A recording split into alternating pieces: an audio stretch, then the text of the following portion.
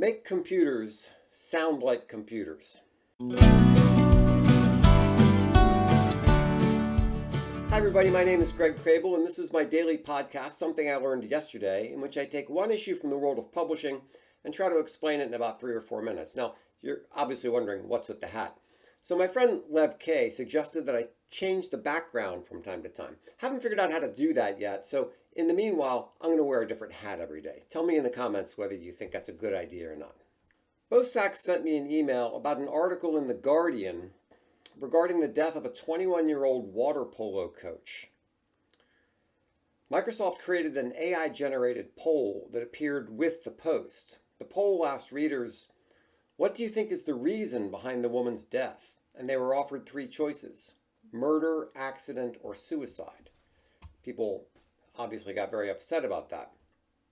It reminds me of the beginning of the movie The Best Exotic Marigold Hotel, in which a woman gets a marketing call and mentions that her husband has just died, and the call center person just went on with the script as if nothing had happened.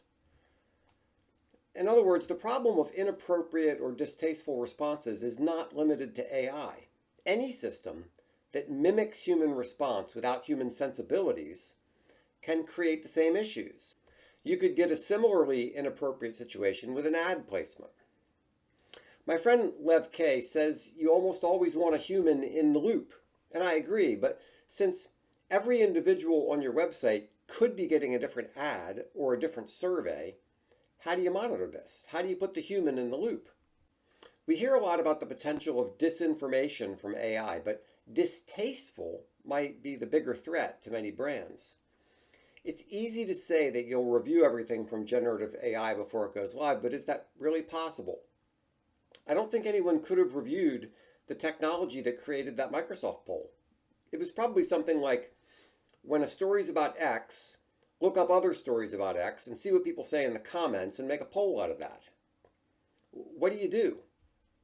Here are some ideas. First, let's take the obvious one. Review things that can be reviewed, like images or static text. Second, when something isn't static, have a worst case scenario brainstorming session. It might be a fun exercise for your employees. Then ask if dynamically generated content is worth the potential risk.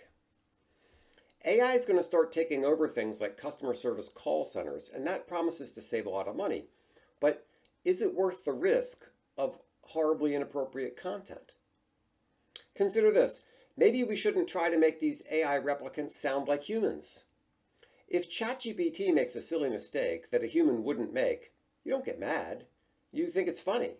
But that's because you know it's ChatGPT and not a person.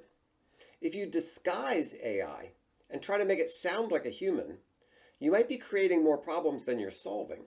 You might be better off owning up to the fact that a computer is answering the phone and make your automated customer service system sound like a computer. Now let's take that idea back to the poll. What if the website said the poll was generated by AI? Would people have been as offended at its distasteful question? Maybe not. Maybe that's a safer path. Well, that's my thought.